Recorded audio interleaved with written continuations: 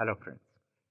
Now let us take up the concept number 16, 8.16 constructors. Already I briefed about constructors in the previous chapters. Now let us focus on that. Already I explained the members of a class like instance members, instance data members, static data members, instance methods, static methods. But constructors are also made part of the class definition. Constructor never be written outside the class definition. Even though you must remember that constructors are not read as members of a class. You have to understand them as standardized initializer methods. This constructor mechanism is not there. What we have to do to initialize instance variables?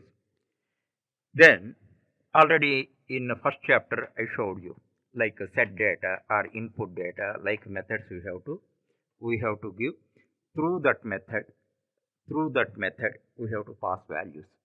By that the instance variables are initialized.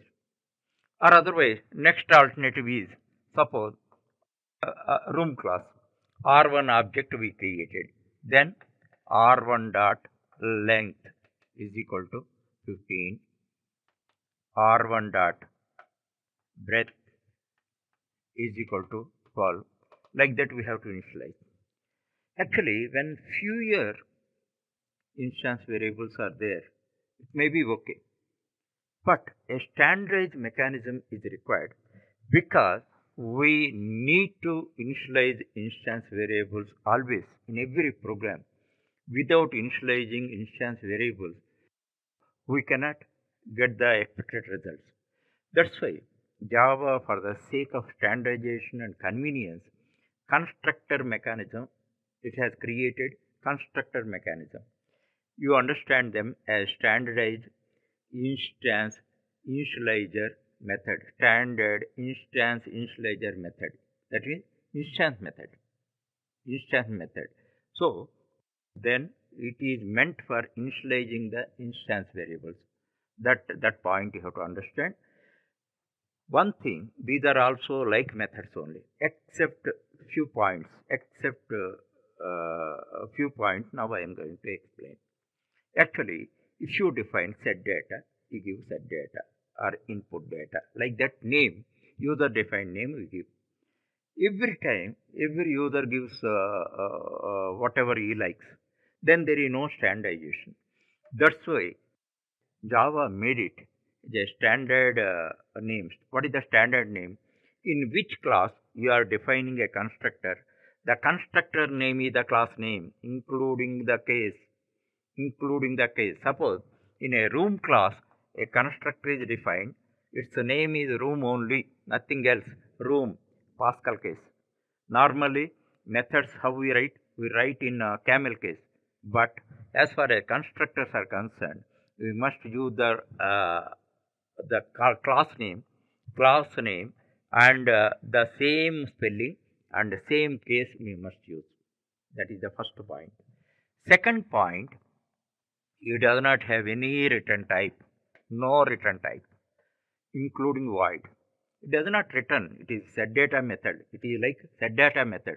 So it does not return, even though we should not write void here. Void here. That point you have to understand. And like methods, it is having a body. It is having a body, and in every constructor body, one invisible reference is present in every this thing. What is the purpose of that? Its name is this. Its name is this in lowercase. Okay. It is the reference of the current object. Current object. For this, to understand that, you need some explanation. However, if you have any confusion also in the future programs, you can understand that.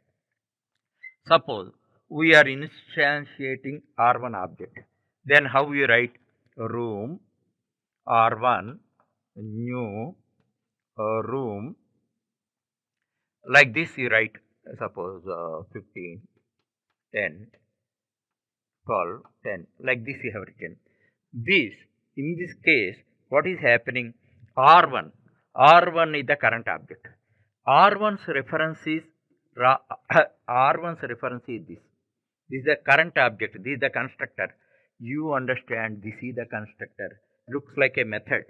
Method. This is a constructor call. Is like a method call. Now, then R1 is referred by this. Suppose next R2 we created. Then the reference variable of R2 is this. Suppose R3 object is created. The invisible reference object is this. So the current object reference is this.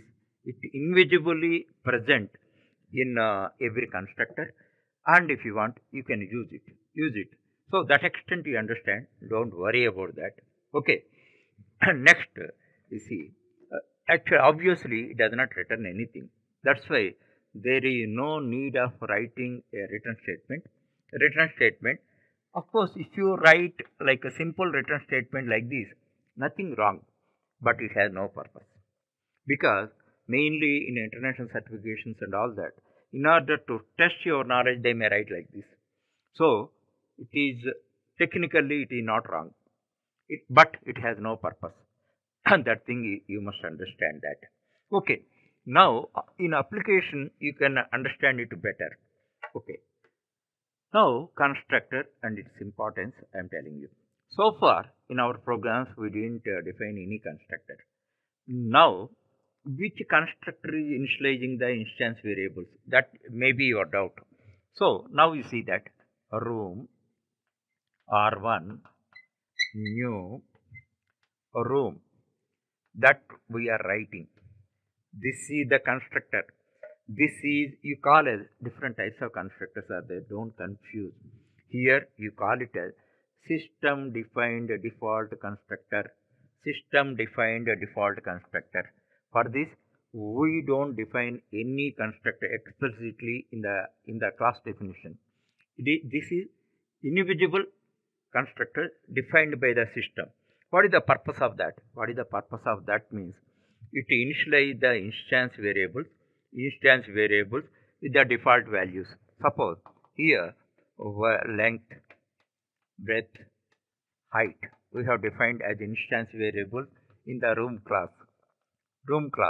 Then these are being initialized by this system defined default constructor with default values. What are the default values? For int 0, 0, 0. Suppose if I define it as a float or double, then 0, 0.0, 0, 0.0, 0, 0.0. Who will do that? This one. Already I told you, new perform 3 jobs. That also you have to understand. First thing is new. New gets allocated sufficient memory on the heap for the instance variables. Get allocated sufficient memory for all instance variables on the heap. That is the first job. Second job is